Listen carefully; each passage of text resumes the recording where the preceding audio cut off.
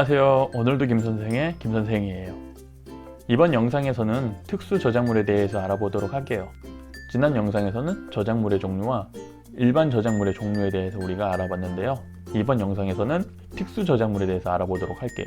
특수 저작물에는 2차 저작물, 업무상 저작물, 공동 저작물, 결합 저작물 4가지가 있고요.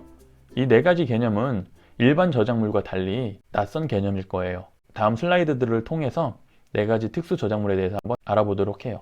특수 저작물 중에 2차 저작물인데요. 2차 저작물은 원 저작물을 새롭게 가공을 해서 만드는 그러한 저작물을 우리가 2차 저작물이라고 이야기를 해요. 다음 사례를 들으면서 이야기를 한번 해보도록 할게요. 다음은 베토벤 소나타 비창 4막장을 우리가 2차 저작물로 만든 그러한 결과물인데요. 먼저 원곡을 들어볼게요.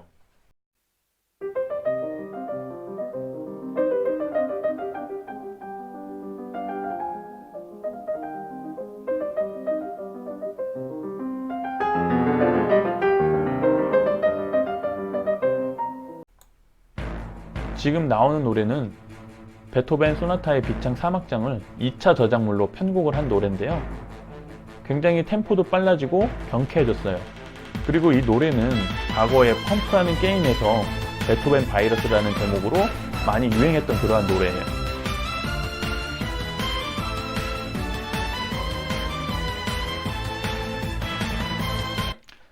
지금 두 곡을 비교해봤는데요. 어떤 게 2차 저작물인지 이제 확실히 이해가 되시나요?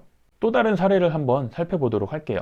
드라마 미생 아시나요? 저는 미생이라는 드라마를 굉장히 재밌게 봤는데요. 알고 봤더니 이 미생이라는 드라마가 윤태호 작가의 미생이라는 웹툰을 드라마로 만든 그러한 작품이더라고요. 지금처럼 원래 있던 원작의 작품들을 드라마나 영화로 새롭게 우리가 제작을 하는 경우에 이를 2차 저작물이라고 해요. 또 다른 사례로는 유튜브에 많이 올라오고 있는 커버곡이에요. 지금 앞에 있는 유튜버는 제이플라라는 분인데요.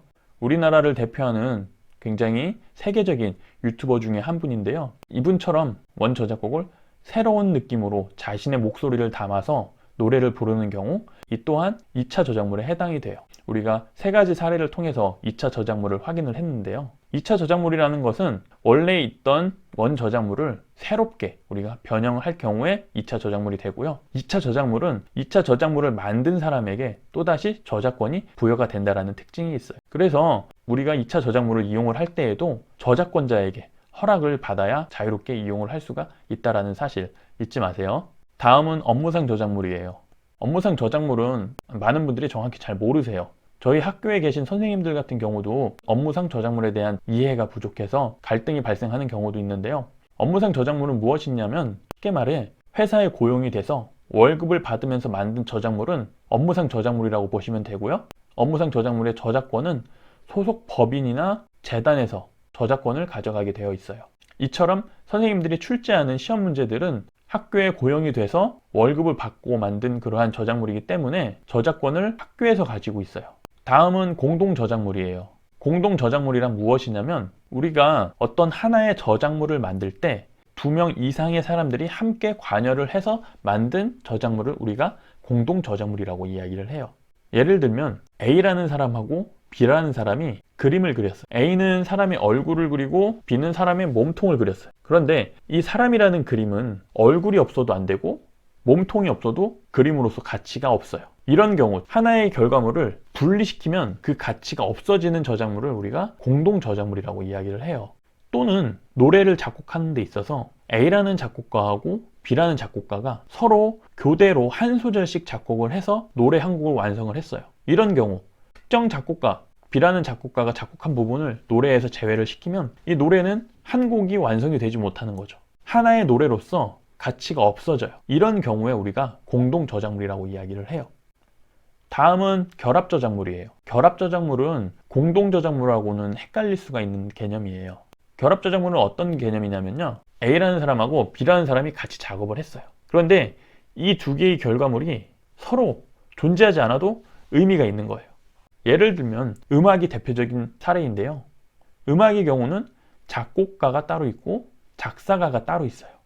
이 노래는 가사가 없어도 우리가 노래를 들을 수가 있어요. 그리고 음이 없어도 우리가 가사를 들을 수가 있고 읽을 수가 있어요. 가사가 없어도 노래를 즐길 수가 있고요. 음악이 없어도 가사를 즐길 수가 있어요. 그래서 이러한 음악과 가사가 하나로 합해져서 완성된 노래의 경우 결합 저작물이라고 이야기를 해요. 이러한 결합 저작물에는 뮤지컬도 해당이 돼요. 뮤지컬의 경우는 연극 저작물과 음악 저작물 두 개가 하나로 합쳐져서 최종 완성된 저작물이에요. 음악이 없어도 되고 연극 없이 음악만 들을 수가 있어요. 그래서 우리가 뮤지컬의 경우는 OST만 또 따로 판매를 하고 있죠. 그래서 결합 저작물은 여러 개의 저작물들이 합쳐져서 하나의 저작물이 된 거고요. 공동 저작물의 경우는 화학적으로 완전히 하나로 합쳐져서 분리가 되면은 사용할 수 없는 경우가 공동 저작물에 해당이 돼요. 이제 결합 저작물하고 공동 저작물의 차이 이해하시겠죠? 이번 영상은 이렇게 해서 특수 저작물에 대해서 알아봤는데요. 특수 저작물은 평소에 우리가 알지 못했던 개념들이 많이 담겨져 있기 때문에 새로운 부분이 많이 있었을 거예요. 그런데 자세히 들여다보면은 일반 저작물 못지않게 우리 생활과 굉장히 많은 관련이 있기 때문에 잘 알아두시면 도움이 많이 될 것으로 보여져요. 그럼 이번 영상은 여기서 마치도록 하고요.